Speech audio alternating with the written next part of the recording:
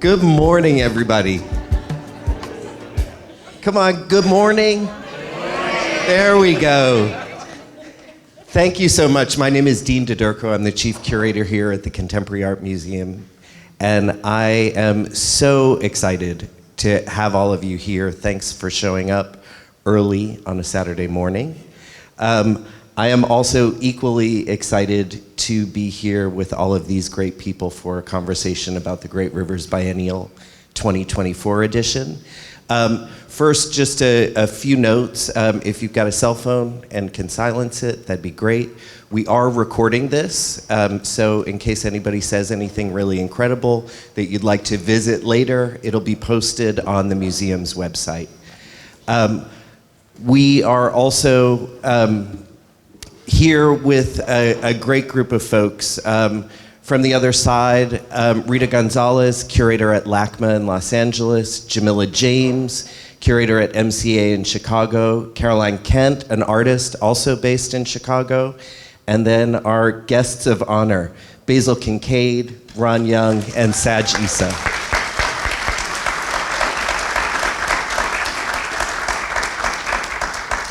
So we'll kind of start off, but we will definitely leave ample time for questions because I'm sure all of you will have questions. When we get to that part, we will pass the mic around in order to be able to record questions from everyone. So if you'll hold questions until you receive a mic, that would be most appreciated. I think I would like to also just say some big thank yous to all of our staff here at CAM, especially to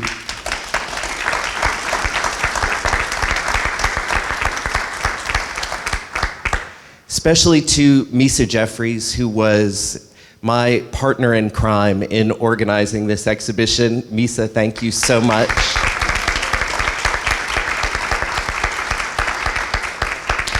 And also to our partners, Gateway Foundation, who has partnered with us on this exhibition. This is our 11th iteration of this exhibition, and it has been a really, really great partnership with them. So thanks to Gateway Foundation as well.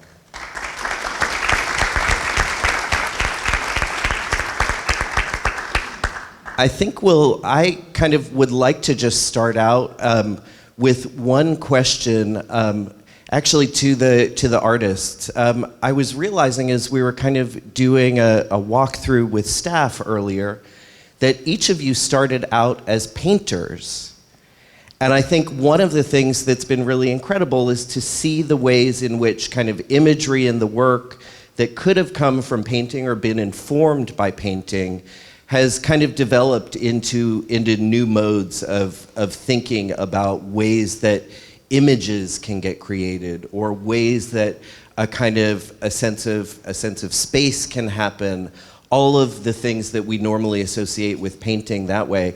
But I wonder if each of you might be able to kind of talk a little bit about the ways that your processes grew from painting. Yeah, so there's a lot that painting can do that other mediums can't, and there's a lot that, in my practice, ceramics and other mediums can do that painting can't. And at the end of the day, for me, painting essentially is one-dimensional. Maybe me saying that makes me not like a painter, but I think, that's the direction in which I choose like each medium is based off of what medium can best communicate what I'm trying to do. And painting doesn't have that depth that like ceramics does for me. Is this one on? Okay. For me, the challenge was learning to unlearn thinking like a painter, and learning how to think in 3 dimensions, and learning how to think like a sculptor. And that's been the biggest challenge for me.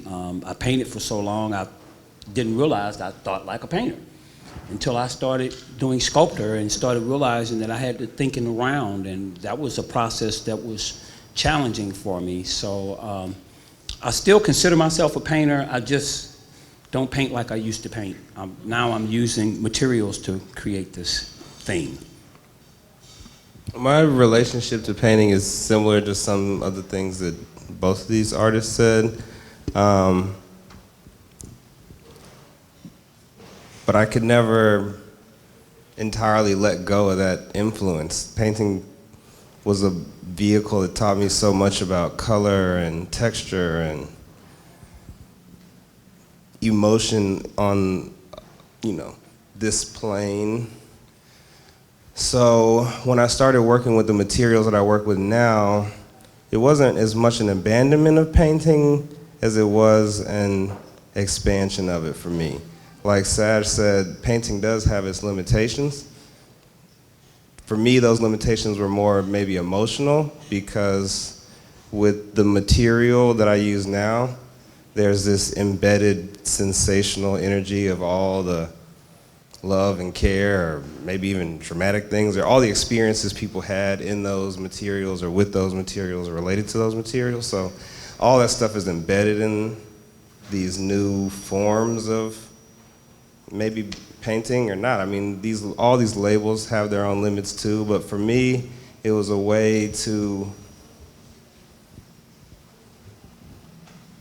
maybe dance with the knowledge I acquired from painting, whereas like painting was always pretty frustrating for me as a technical pursuit. Even though I became what I feel like good at it, it felt like a fight, whereas the work that I'm making now feels more like a dance or a, play, more playful, whereas like with painting it was so, and that may have just been my mind at the time, but it was so technical, like, oh, I'm not getting this light the way now my work is more sensational, even though there are techniques. So that's my relationship to painting. It was kind of like one of my early teachers that I still look back on the lessons it taught me, and I can't help but apply it to the way that I see and the way that I make new things, so. And then I'd like to pose actually some questions to our jurors. So many of you will know that our process here at the museum is that the Great Rivers Biennial is open to applications. This year we received 97 applications. One of the very special things about the Great Rivers Biennial is that each of the jurors took time out of their schedules to join us about a year ago, so that they could look at the 10 finalists that they chose from those 97 folks and do in-person studio visits when we kind of chose these folks. So one of the things that I wonder for each of you are if there are kind of impressions that came out of those initial visits, and what kind of surprises might have been in store when you all got to see the works in the gallery finally. All right, I'll take it on first. Again, I won't speak for us all, and I think we'll all have the opportunity to express our recall our memory. But I will say that I loved going in. I like going into a process like this and not knowing what to expect, and not knowing what it's. I hate to use this thing, but kind of like a blind date type of situation where you're meeting the artist. In some cases you had some sense of what the work was like, but going in, you're invited into their studio. Sometimes that's a home/studio. So you're in a situation where you want to be respectful, you want to take a lot in, but you're also just trying to, over 2 days, get a sense of what the landscape is like too in this city. So it's an incredible process, and then it's one after you go through that process of 2 days, like trying to get together and get a sense of, well, how do we actually extract what we thought would to be the most compelling, that would also translate into a compelling exhibition. I think. You want to take on? No. Okay, sure. Yeah. One of my favorite things to do as a curator is to do juries and to have the opportunity to go to other cities and meet with local artists.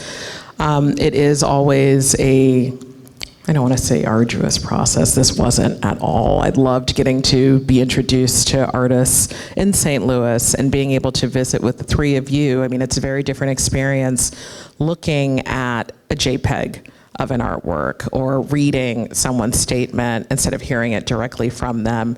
And it's a privilege, honestly, to be able to go into an artist's studio and to spend time with them and hear about their perspectives and to learn directly from them. So I think I can speak for the three jurors here that we had a complete blast meeting all of the finalists for the biennial and working with Dean and Misa and everyone at CAM and with the three of you. And when I came yesterday to see the show during the press preview, I was up there looking into the galleries and the sightlines I was seeing. I was just like, oh my goodness, this is it. It's so different seeing work in an artist's studio, and then when it comes to an institutional space and then it's activated with the light and the placement and the relationships between the objects. It's one of the most exciting things to see as a curator. And just again, in front of everybody, congratulations to the three of you. The work is so beautiful and the show is stunning.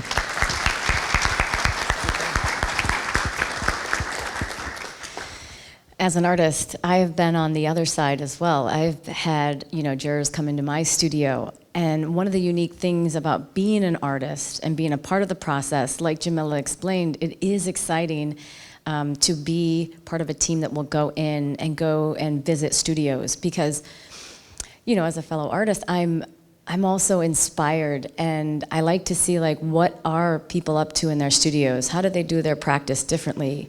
And how are they thinking through these decisions that they're making? And so that for me was really rich and exciting. And I think sometimes artists can get really nervous when you have these jurors come in, A lot of times processes are that they don't like to reveal who that is so that artists are not consumed with, this person's from New York, oh no, or I need to, act a certain way, or I need to perform.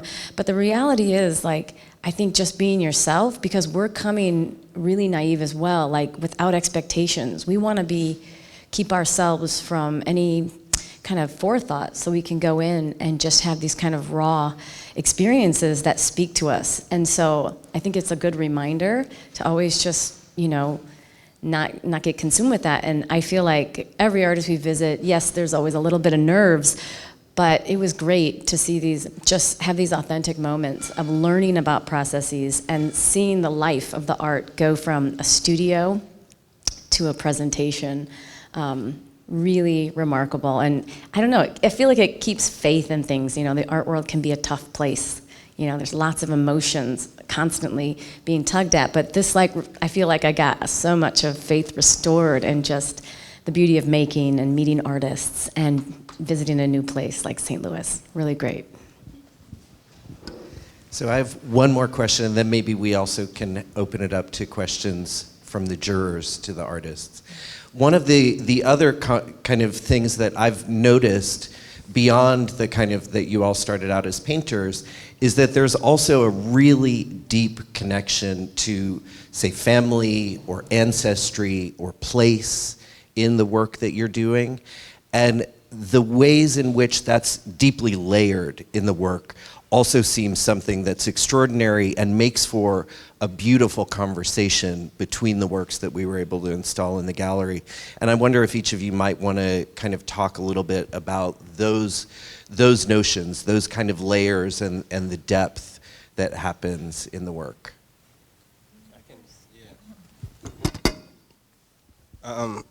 So for me, after college, I had this set of sensations where I wondered what was the point. I had acquired a set of skills. I loved making stuff, but it still kind of felt sort of not pointless, but there wasn't enough meaning for me. That sent me looking into why I make art and why do I want to make the stuff I make, and that led me into the art of my family tradition. And when I started making art that was relative to my family and learning more about my family, like collecting these stories, connecting with the history, I could do all the things that were fun with just the materials and techniques, but it had this layer of like real meaning. Like if something gets into a museum, you're becoming a part of history, and I wanted history to be retelling the joyful stories of my family, not just, I can always draw stuff and make stuff up and have fun with that, but if it's gonna be remembered, it needs to have a deeper layer of meaning, and family was what made that meaningful. Like, I love my parents, my uncles and auntie are here, like, we have a really tight-knit family, and the nature of my family is also what allowed me to cultivate my skills. Like, if I had a tumultuous family life, I wouldn't have had all the time to be drawing and daydreaming and playing and realizing that this is my life path. Like, I talk often about how the love of my parents scaffolded the environment that made it where I could cultivate my gift. So I would be, look, I'm the only one breaking the rules.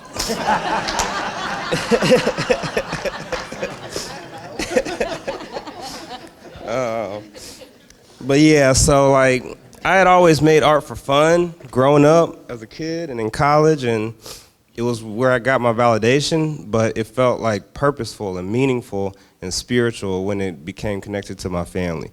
When I started quilting, that was when I developed this more spiritual side of my art making practice, because it felt so natural. I'm like, damn, my grandma's here with me, like in my DNA, acting through my hands, making stuff that I never could have even clearly imagined. Like, it just happened in the process of it being a part of me. So I feel like when I really started engaging deeply with my family, like as a kid and a teenager, you love your family, but you also are like frustrated and like, why is mom da da da da? Like, you can't see all of the layers of love in it. Like, as a kid, my mom would give me ideas, great ideas. I rejected every one.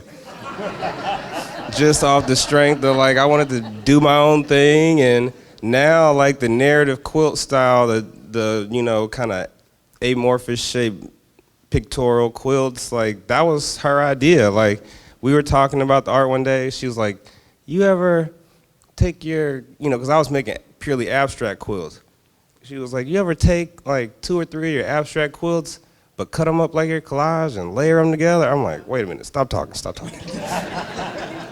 That is some cold shit, and it unlocked my whole, so it's like, if it wasn't for my family, I wouldn't even be making this type of art that you see. So it's not like a line or it is what makes the art even possible. So my family is inextricable from the journey of me creating the stuff that y'all get to experience.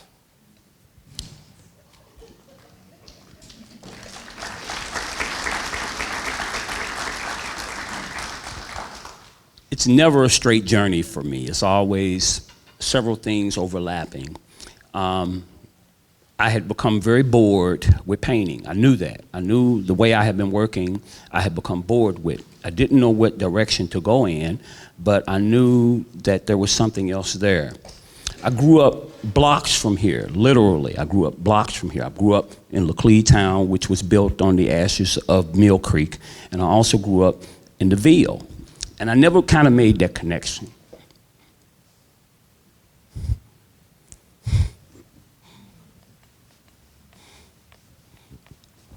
And I ride through the north side, and I look at it, and I would see things, and I would be like, do other people see what I see?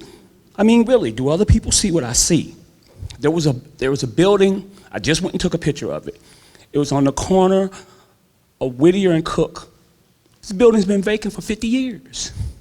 I know that for a fact, because I grew up right down the street from it. So anyway, I'm sorry, you started this. Blame this on you.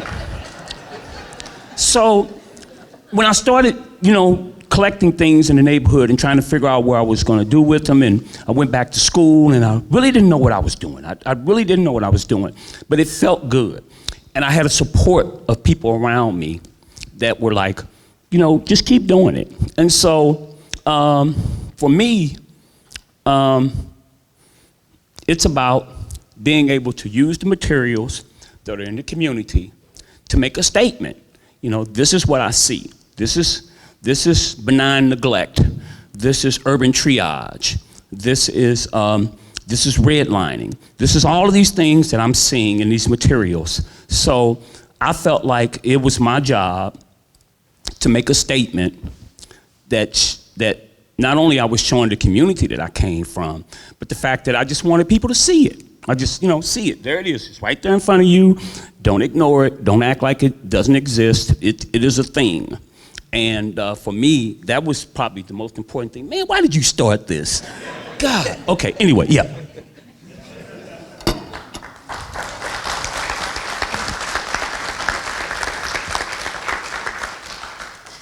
I promise you guys do not want to see me sob. Wow, you guys really just took the words out of my heart and head.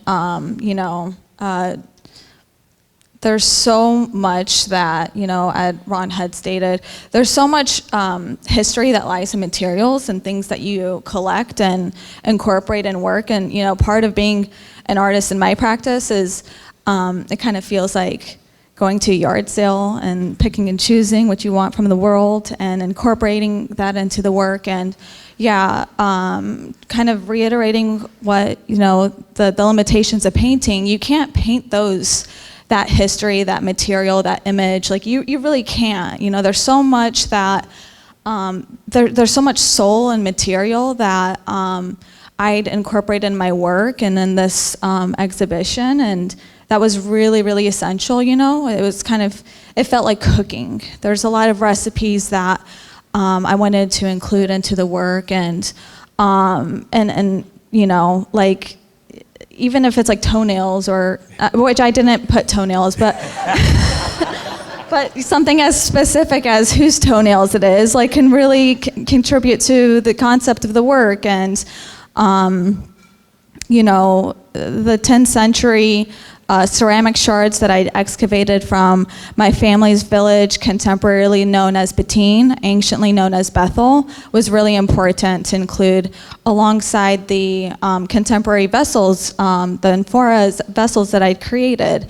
And so it's kind of like a give and take of all of those materials. And that's ancestry, that's family, that's so much that that can't be generated from this generation in itself. I see that lineage within craft mediums and materials that I think we all included and executed really strongly. That was a real revelation for me. In fact, as you were speaking, I was just about to ask you about the shards piece, which is such a powerful work. I'm so glad that, it's kind of an anchor. And I do think that it connects, and this is now like belatedly after our process of going to see you all and then seeing all your work together, commingling. I would love if you could all speak about that. Reconstituted objects, scavenged objects, gifted objects. That's something that moves across your work in very distinct ways. Some is really more about a museological, some is very personal. So maybe you could speak to that.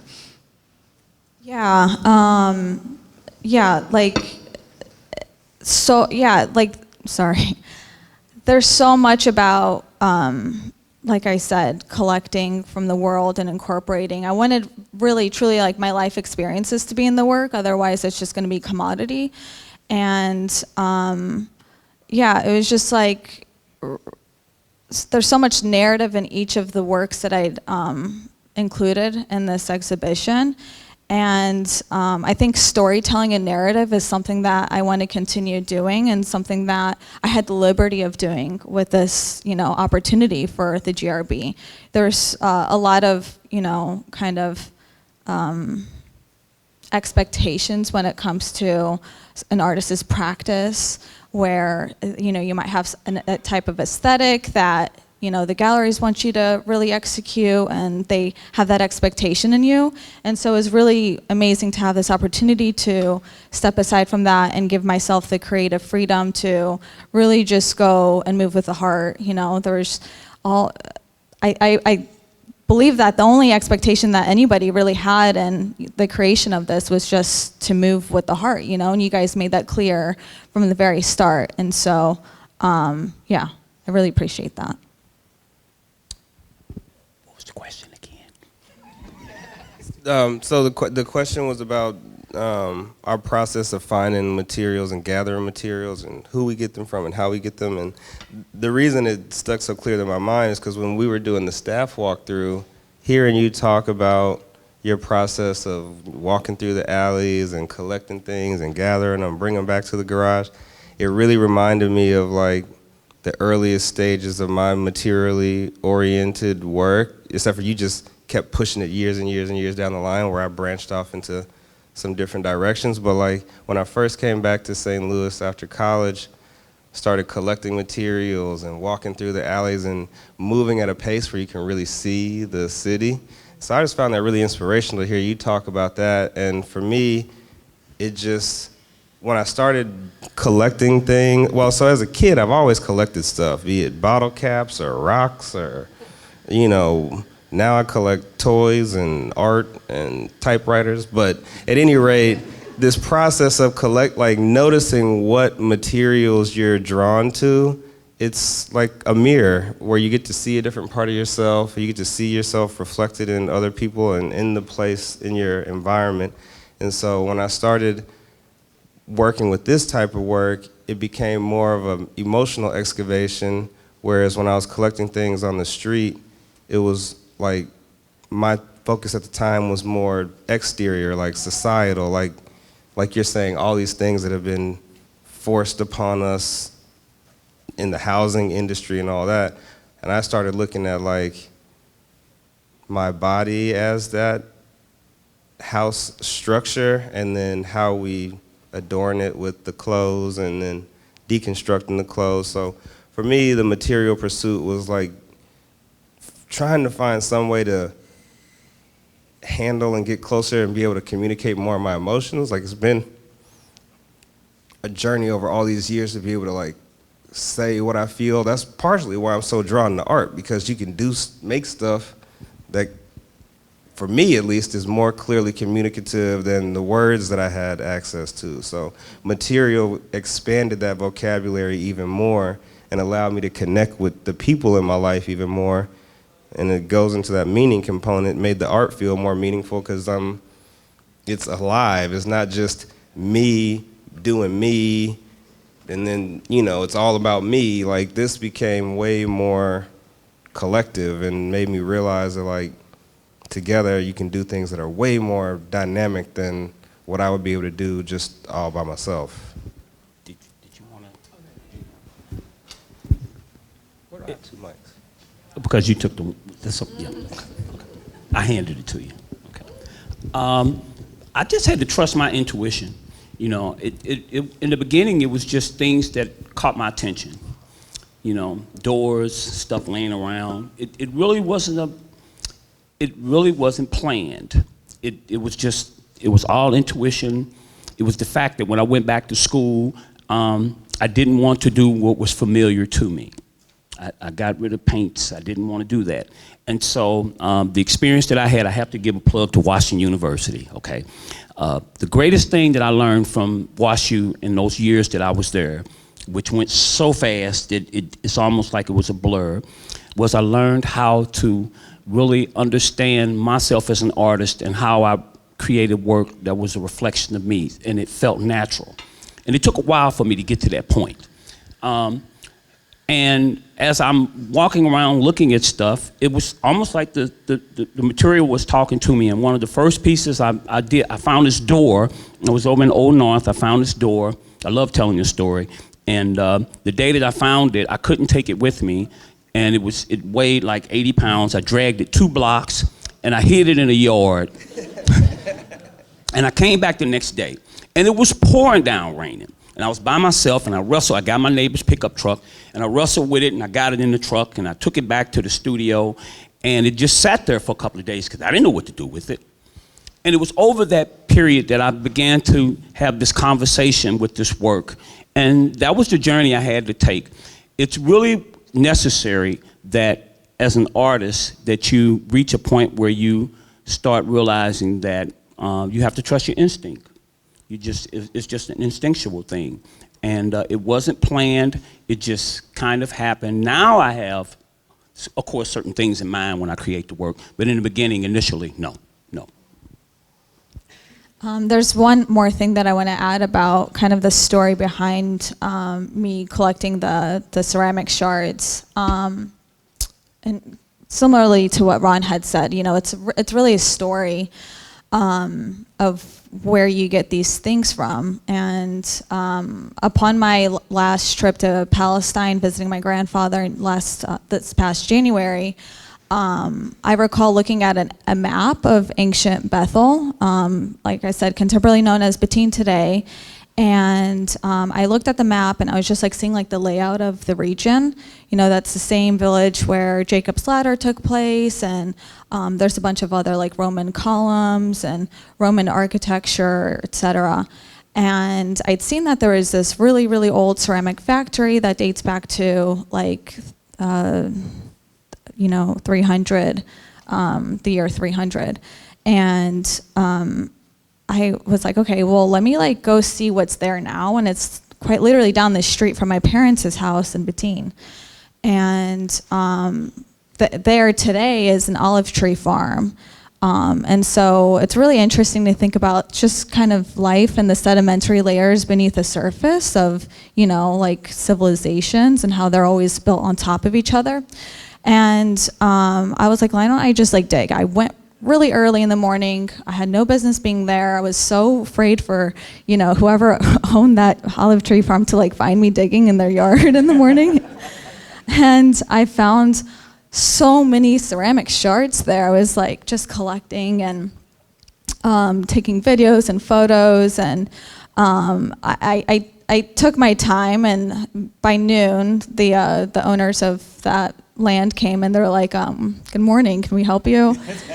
and to most Palestinians are able to like spot someone who's foreign and who's like part of their, you know, just like in the village, or, you know, it's really easy to spot an American whenever you see one, for lack of better words. And so, you know, I asked them questions. I was like, you know, what used to be here, blah, blah, blah. And I was like, by the way, like, I'm so-and-so's daughter. And they're like, oh, yeah, you come from a good family. Yeah, like, take your time. like, thank God.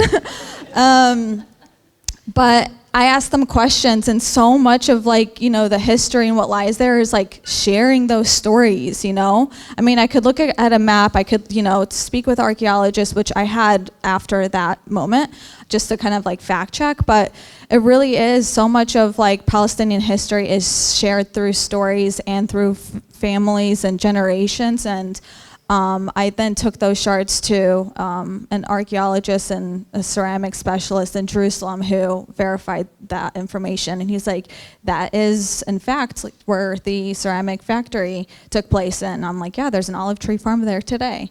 And so I brought those shards back, and I traveled through the Jordanian border upon coming back to America. And I mean, it's totally illegal to dig. First of all, and then it's totally illegal to take anything like extremely old and keep it for yourself. And so when I pushed my back through the X-ray through TSA, or it's not TSA, it's like the border control and the border of Jordan, a man pulled the suitcase aside and he was like, what is this? I mean, I had so many other like liquids and things, and he was just so concerned about these shards.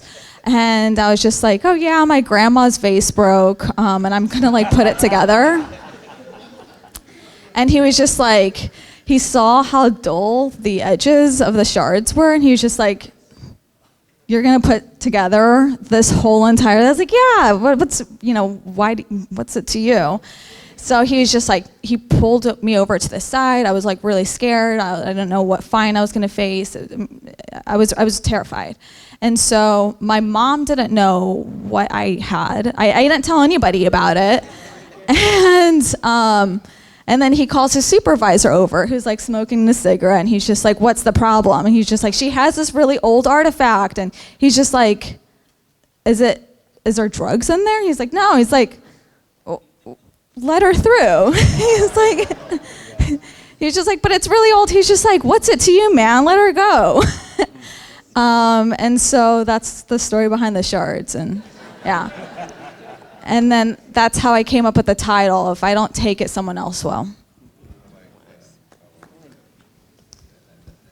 Yeah, I have a question.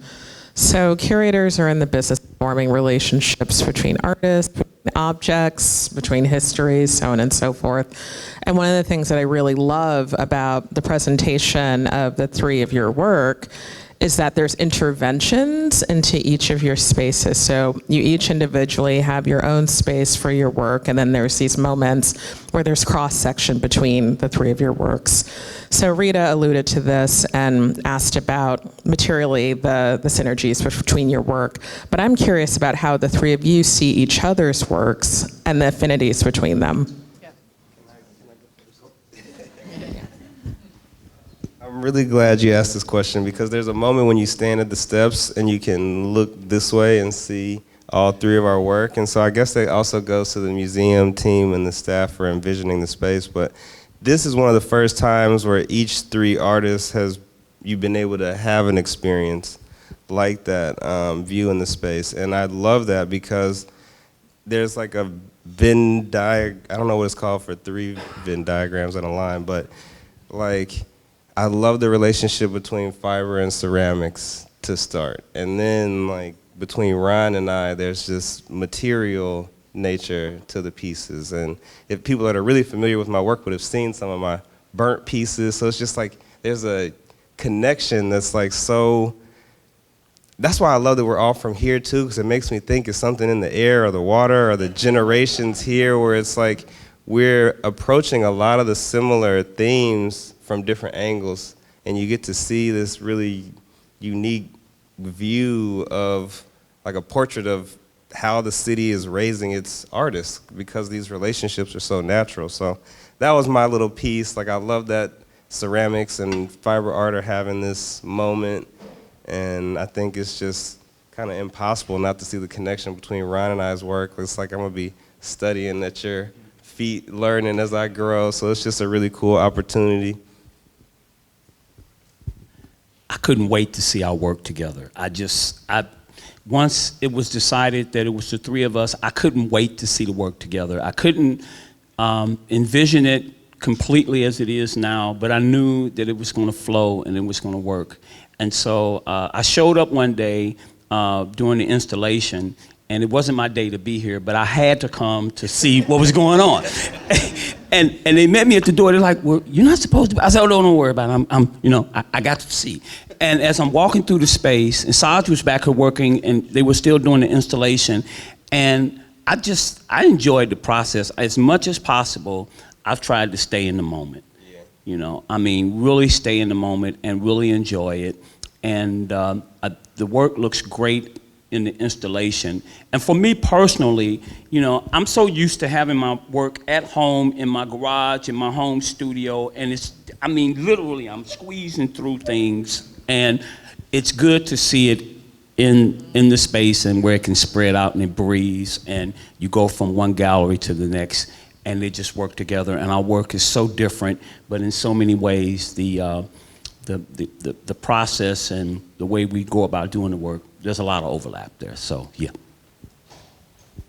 Yeah, when I'd first entered the main gallery and seen Ron's and Basil's work installed, I was just like shaking. There was so much vibration and energy in the room, and there was, it wasn't an opening, it was just like install, so it was like completely empty, and I was just like, whoa, like it was just like so breathtaking. And like as far as like similarities and kind of that Venn diagram that you mentioned, I immediately thought of that, you know, like color is really important to each of our practice, whether it be neutral or very vibrant, and material, and also just like ancestral craft mediums.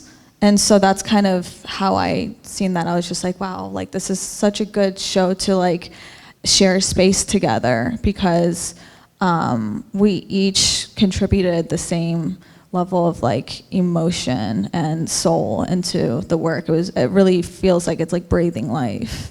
Yeah. And I'll just say that I think one of the things that was really special for us on our end, Misa was an incredible collaborator in kind of helping to think through how are we going to lay these things out. And one of the kind of ideas of actually creating that space where we could see everybody's work together felt really important, because it's also a representation of this place, right?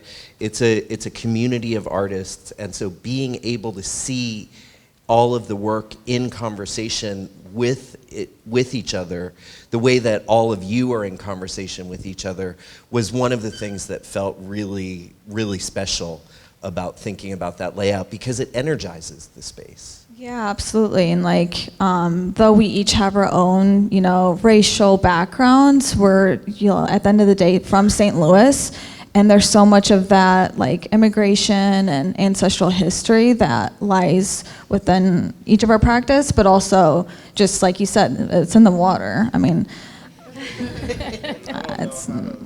Describe it, I'll take some days in here to think about it, but the effect, even if I don't know how to describe the effect, is that they all amplify each other. It's like I'll come from each room, and the relationships make all the individual works even stronger, which is really fun, because that's, I think, curatorially like always a goal, but it doesn't always happen. So it's pretty cool to see.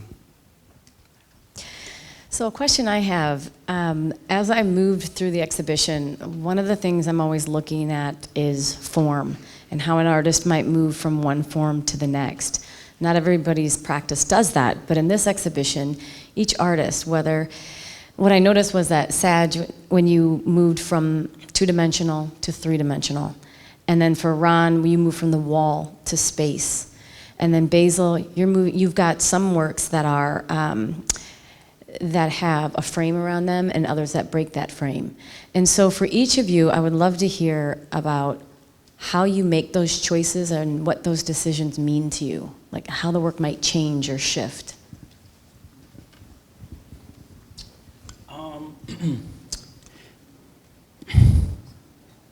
So much of my beginning process, and I'm still saying this, okay, I've been creating these sculptural pieces that I'm doing now for 8 years now.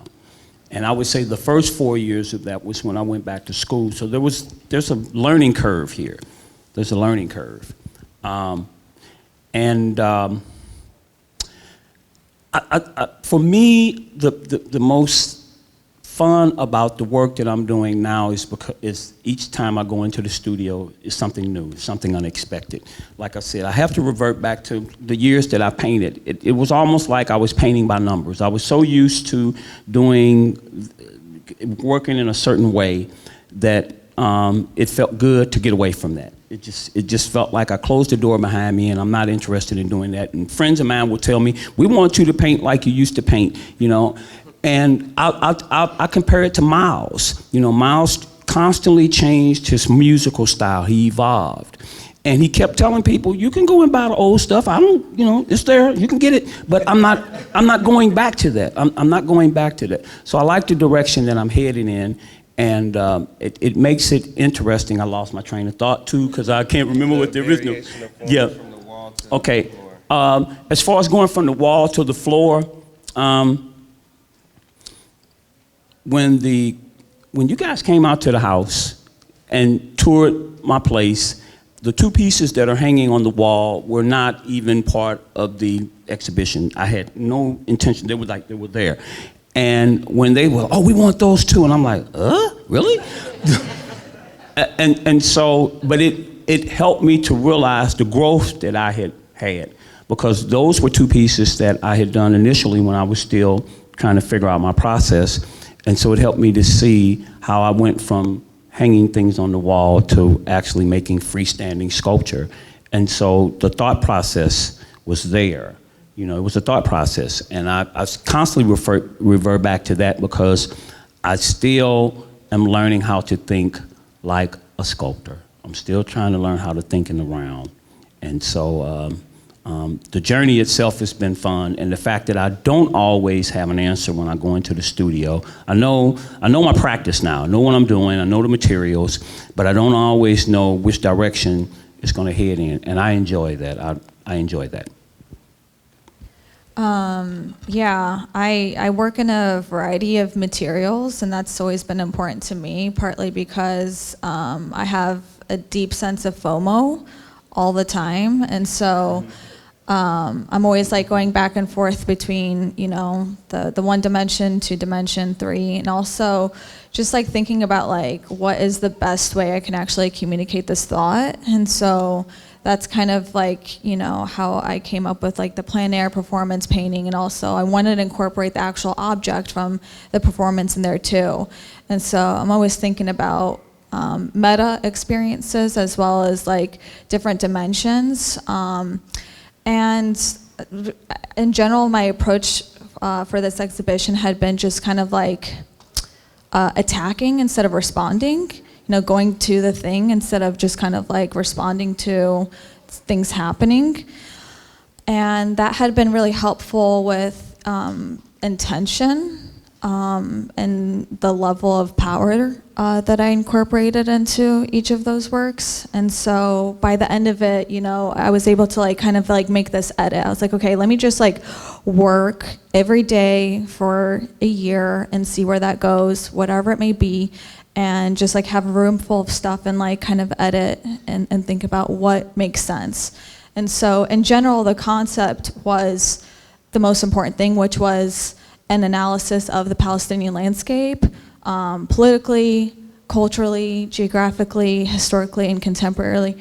And the way that manifested was in each of those forms. And so it was really helpful to have Dean come in and just kind of like say, this is really important to incorporate, even if I didn't think that it was really necessary, you know, but it was really helpful to have like another set of eyes take a look and see what contributed to that narrative ultimately. So I usually start with like the concept, and then it evolves to everything, really, all those mediums. I love the way you talk about how each medium allows you to communicate certain ideas clearly. I'd like to continue that thought because for me, each medium allows me to see and experience a different part of myself, or relate to a certain part of my educational or experiential history. So specifically to your point about the pieces that are in frames and some that are, you know, they create their own form.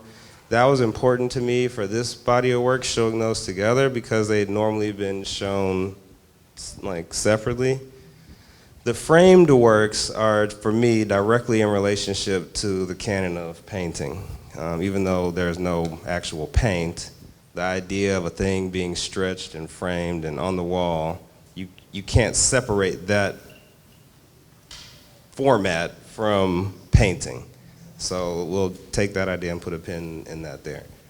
The earliest quilts that I've experienced, and when you look in these books of, you know, quilts throughout time, especially Southern Black American quilts, a lot of them don't fit any normal size or shape. Like, yes, you could wrap yourself with it and be warm. It might fit on a twin bed, it might fit on a whatever, it may fit where it needs to fit, but it's not it creates its own shape from the nature of the process. When you're cutting from a jacket, you get different shaped pieces. When you put them all together, and especially when you're in the rhythm of making, you're just grabbing things that feel good, like that intuition that you're talking about, the piece is divining its own shape. And I try not to control that too much because who am I? It's like raising a kid. Who am I to say how it's supposed to turn out? I can just give it my best effort. Some of those shapes I couldn't have come up with on my own. The art had to come up with those shapes. And so those works are really in relationship to my generational and self-taught style. So like the pieces you see in the frame, those are directly related to styles I've developed based on my westernized education and experiences in school and learning and being taught how to make art. Whereas the other pieces are, I mean, they all come right out of my soul, but those other pieces cannot be contained.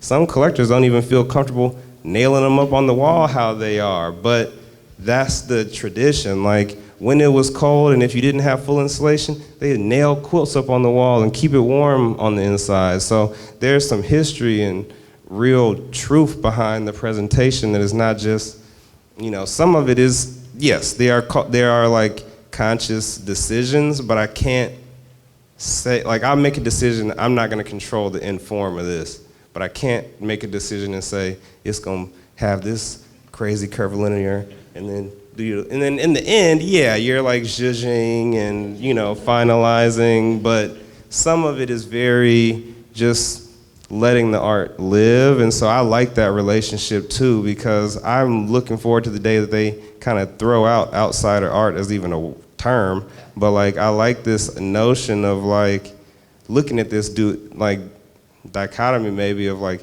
this is the formal nature of art and painting. This is this thing that naturally came about out of poor loving communities that was overlooked for so many years and never even considered as art for so long. So I like seeing them side by side and being like, they go toe to toe to me. So that's kind of my relationship and decision making behind like the A-formist pieces and then the ones that are strictly in the frame. And then the new embroideries, I really love framing those because yes, it's in relation to painting, but it's even more directly in relationship to my drawing practices. And in my studio, like Ron is saying, like when I have those embroideries on the wall in the studio, you know, I'm awestruck sometimes, but when I see them like this, it's like I can't even get the full visual in my studio. Like it sometimes takes that final bit of polishing to even really see what you've done. Like you may pull an awesome diamond out of the ground, but until you polish it, I mean, diamond is maybe any beautiful gem, you know, but until you keep giving it that care, you don't even really see all of its potential. So that's part of why, you know, I make the decision to, because at first even my embroideries didn't have a shape, but I realized that didn't make as much sense. That was kind of me forcing this no border idea, whereas they actually present better and look better within this framework. So it was kind of me realizing like, I can't entirely abandon the canon because I was also raised up in that. And there's also some merit to saying, okay, even though my education around art history didn't reflect me and people like me, now I can be the one to kind of, you know, climb in the window and then unlock and open the door from the inside.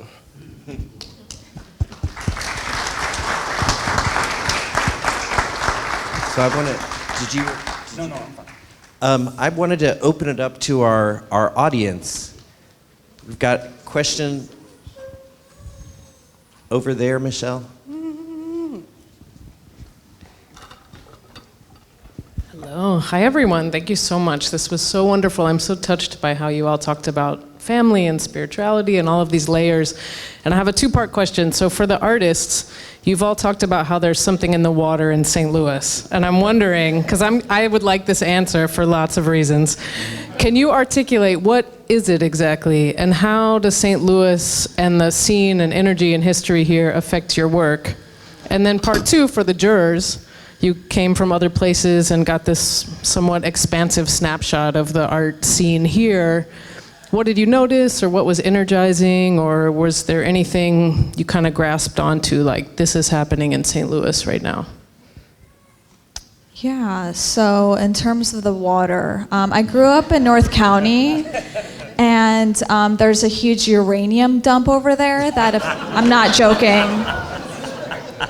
joking. There's a huge uranium dump over there, and affected this area called Coldwater Creek. And so that, okay, I'll stop.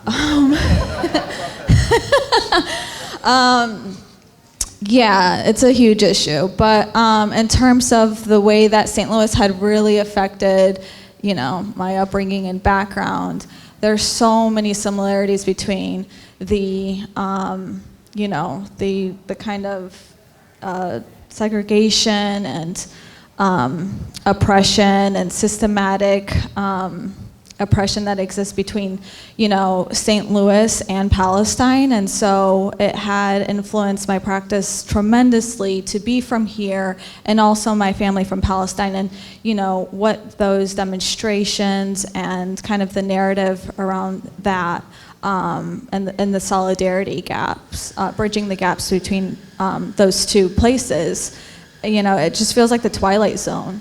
Like, the Midwest, like the city in the middle of like America, and then on the other opposite side of the globe, like, yeah, there's so many similarities within that.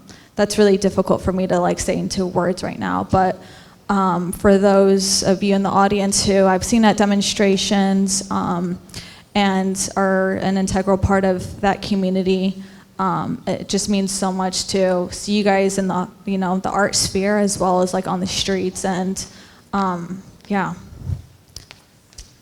It's definitely something in the water. It's definitely.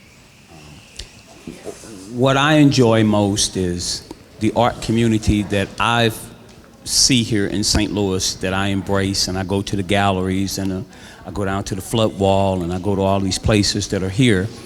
And I'm amazed at the talent, the homegrown talent that's here. And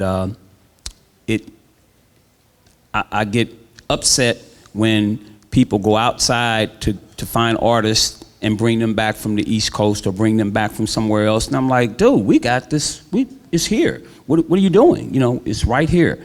So I'm glad that that there are places that see that and promote it, and that the artist community here understands that, and that there is attention to the artists that are here in St. Louis. And you don't have to just, you know, go, you know, to the East Coast or to the West Coast or somewhere else. There's a lot of talent here. So yes, it is something in the water. It's not your imagination, yes. So I'm going to start with 4 words and then give like a quick, I want to be quick so we can do as many questions as possible. So I think St. Louis breeds 4 things in particular in everybody that's from here. And I think it may or may not be amplified in artists, but we go and feed off of it. Tenacity, resilience, resourcefulness, and what was my last one? Potential. And I'm going to break this down real quick and then be done. Being from here, I felt like it's like being in a pressurized environment for a number of reasons. And pressure can do a couple cool things. It can break you down and make you go crazy, or it can transform you into something you didn't even know was possible in yourself. Bell Hooks talks about, in so many words, and I'm not very good at quoting, so I'm gonna paraphrase, but how you can't pick a man just based off his potential. But if that man is doing everything in his power to grow and evolve, this is from The Will to Change, a book that really helped me, then you can believe in that potential, because it's potential plus action. And I think a lot of artists here, like when you drive around, you see the city. Ron talked about buildings that haven't changed in 50 years. You see this beautiful architecture. You couldn't even pay a craftsperson to do this type of brickwork. And if you could, who knows how long, I don't even know if the skills are still being upheld. And so when you drive around, you can't help but see with this eye of like, damn, what would that have looked like when it was all up and pretty looking? And it's like, so it teaches you though how to see through a lens of potential, which I think as an artist is extremely important, because, and as an activist, you can see the potential for new realities that don't yet exist, which is a critical component in crafting and manifesting those realities. So also, the people and artists in St. Louis have the tenacity to keep up the work and the resourcefulness to do it without all of the bells and whistles that you get in other cities sometimes, especially within the art industry. Like, you know, I look at it as like artists from St. Louis really get it by any means. Like, another Midwestern artist, rest his soul, Young Dolph, said, I don't care how it get done, just get that shit done. And I feel like a lot of artists kind of live quietly by that ethos, like making a way when the way isn't clear, you know? So those are the 4 things that really bring together what it means for me to like stay here and like kind of fight with that chip on my shoulder of like, this is a great place to make art. It's an environment with a lot of rigorous artists, even if they don't get all the opportunities and accolades, the rigor and the you know, it's like the inspiration. You can't drive around St. Louis and not be inspired. Like, it's just so many beautiful what ifs that it changes. Environments change the wiring of your mind, and St. Louis keeps wiring me to say, what could this be? What could that be? What could I do with this? What could I do with that? And there's a lot more freedom. I can do stuff here. I could just pop up and do stuff without all the permits. I can like have a different level of freedom in my art making and cultural type space, you know, art in the city that, you know, I'd have to jump through a lot more red tape to do stuff in other places. So there's a lot of, if you look and see opportunities, you'll see a lot of opportunities. You know, some people out here get down on St. Louis, oh, it doesn't have this, it doesn't have that. And I'm like, if you could be anywhere with that mentality and you're not gonna see the gift right under your nose, because you're looking at what is not there instead of what is. So I think, yeah. Yeah, to add on to that, it's like not only being a St. Louisan, but also in general being an artist. So much of being an artist is carving a space for yourself in the world and seeing that potential and recognizing it will allow you to think, okay, what can I do with this, you know? Like, because at the end of the day, like, potential is the biggest thing, the biggest motivator. Yeah. So I'm also getting a signal that we've reached time, but maybe folks can kind of chat informally if they have questions. But I want to.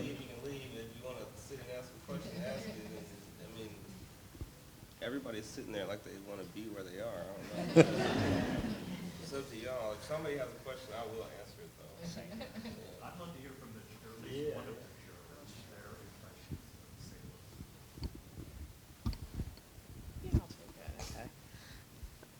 I can't speak about the water in St. Louis. It's delicious. But I was going to say, I've lived and worked in New York and in Los Angeles, and I'm interested in what's happening in cities like St. Louis. And what I observed, and I think I can speak for the jurors, is that there was a lot of heart, a lot of soul, a lot of really fantastic conversations, and also really amazing work. We have the benefit of living in one of the most important regions in this country, the Midwest, and there's so many incredible cities in the Midwest, and St. Louis is one of them. And I feel really honored to have been part of this process so I can get to know this community of artists better.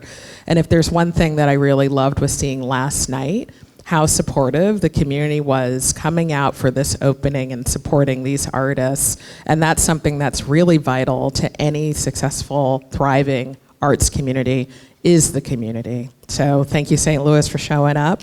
And yeah, I can't wait to come back. Yeah. Yes, and returning back this morning. Thank you. You good? Caroline, you good? All right. Thank you. Thank you.